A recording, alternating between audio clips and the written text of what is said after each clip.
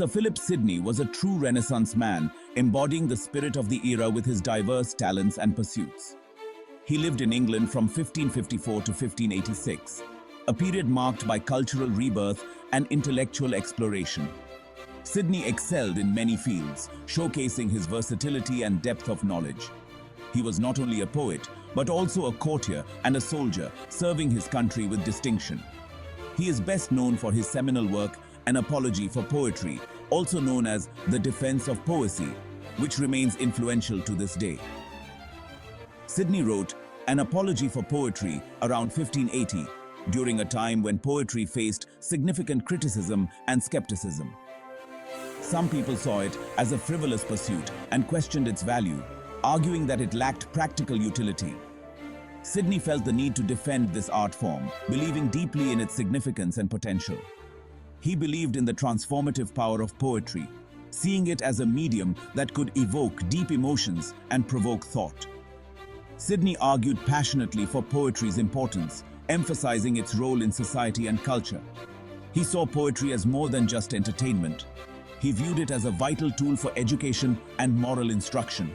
He believed it had the power to teach, inspire, and uplift the human spirit, offering insights into the human condition.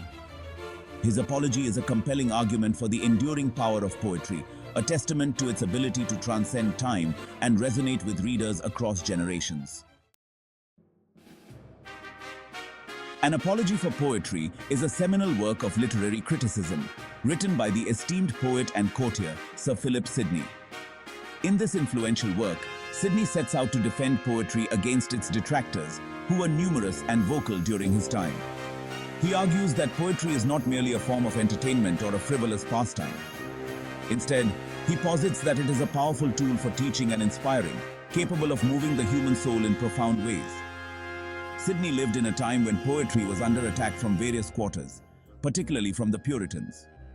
Puritans, in particular, viewed poetry with suspicion and disdain, considering it a dangerous distraction from religious and moral duties. They saw it as a form of idleness and worried about its potential to corrupt morals and lead people astray from virtuous living. Sidney felt compelled to challenge these views and to articulate a robust defense of poetry's value and significance. He believed deeply in the power of poetry to ennoble the human spirit, to elevate thoughts, and to inspire noble actions.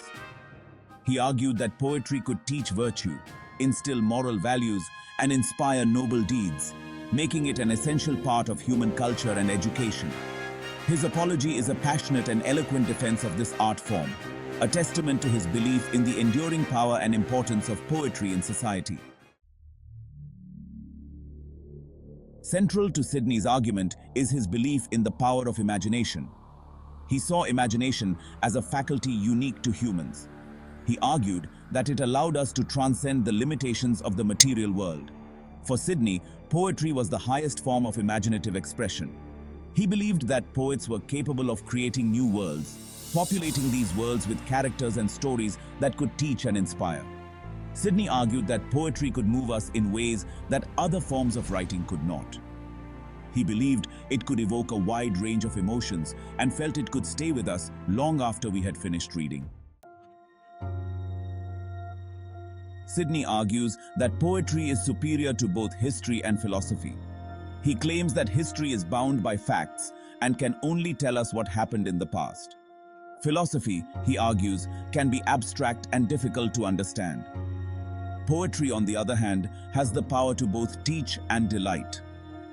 Sidney believed that poetry could make abstract ideas more accessible. He felt it could present them in a way that was both entertaining and thought-provoking. In this way, he argued, poetry could reach a wider audience than either history or philosophy. Section 5. The Art of Delight. Sidney places great emphasis on the element of delight in poetry. He argues that poetry must first and foremost delight the reader. He believes that this delight is essential for capturing the reader's attention. It makes them receptive to the poet's message. However, Sidney does not see delight as being at odds with instruction. He believes that the most effective teaching is that which is also enjoyable. Sidney uses the analogy of a sugar-coated pill. The sugar makes the pill easier to swallow. However, it is the medicine inside that ultimately heals. In the same way, the delight of poetry makes the instruction more palatable. Section 6. Poetry and Virtue. For Sidney, poetry was not merely a form of entertainment. He saw it as a powerful tool for promoting virtue. He believed that poetry could inspire readers to live better lives. Sidney argued that poetry could achieve this by presenting examples of virtuous behavior. He felt it could also explore the consequences of vice. By witnessing the rewards of virtue and the punishments of vice, Sidney believed that readers would be more likely to choose the path of righteousness. Section 7. Countering the critics. Sidney addresses the criticisms leveled against poetry in his apology. He refutes the argument that poetry is a waste of time. He counters the claim that it is a corrupting influence. Sidney argues that poetry can, in fact, be a valuable use of time. He believes it can make us better people. He challenges the notion that poetry is inherently corrupting. Sidney contends that poetry can be used to promote virtue just as easily as it can be used to depict vice. Ultimately, he argues, it is the poet's responsibility to use their art for good. Section 8. Notable quotes. An apology for poetry is replete with memorable quotes that capture the essence of Sidney's arguments. These quotes not only reflect his deep understanding of poetry, but also his philosophical insights into the human condition and the role of art in society. One such quote is, "Poetry is an art of imitation, for so Aristotle termeth it in his word, mimesis, that is to say, a representing, counterfeiting, or figuring forth, to speak metaphorically, a speaking picture. With this end, to teach and delight." This quote is particularly significant as it bridges the classical thoughts of Aristotle with Sidney's own Renaissance perspective, emphasizing the timeless nature of poetic expression. This quote encapsulates Sidney's belief in the didactic and pleasurable nature of poetry. He sees poetry as a medium that not only entertains, but also educates, offering moral and philosophical lessons through its vivid imagery and imaginative storytelling. The idea of poetry as a speaking picture highlights its power to create vivid mental images that resonate deeply with readers. Another notable quote is, "For if the saying be true, that good wine needs no bush, then that which is good of itself, the only true sovereign of all other, namely virtue, needs neither the crutches of pleasure nor the chariot of wit to bring it in admiration." This quote reflects Sidney's conviction that true virtue is self-sufficient and does not require external validation or embellishment to be recognized and appreciated. Here, Sidney underscores the inherent worth of virtue, suggesting that it needs no embellishment to be appreciated. He argues that virtue, much like good wine, stands on its own merit and does not need to be dressed up with wit or pleasure to be admired.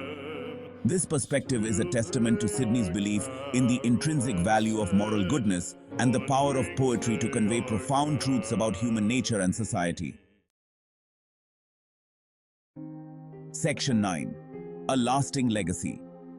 An apology for poetry has had a lasting impact on literary criticism. Sidney's eloquent defense of poetry helped to secure its place as a respected art form. His arguments continue to resonate with readers and scholars today. Sidney's work helped to shape the way we think about poetry. His ideas about the power of imagination and the importance of delight continue to influence literary criticism. Sidney's apology remains a cornerstone of literary theory. It is a testament to the enduring power of poetry. Section 10. Conclusion. An apology for poetry is a powerful and persuasive defense of poetry and its significance. Sidney's arguments are as relevant today as they were in the 16th century, if not more. His work reminds us of the power of poetry to move, inspire, and enlighten our souls. In a world often dominated by the practical and the mundane, Sidney's apology serves as a timely reminder of the importance of art and imagination in our lives. Sidney's eloquent words continue to inspire us to embrace the transformative power of poetry in our everyday lives.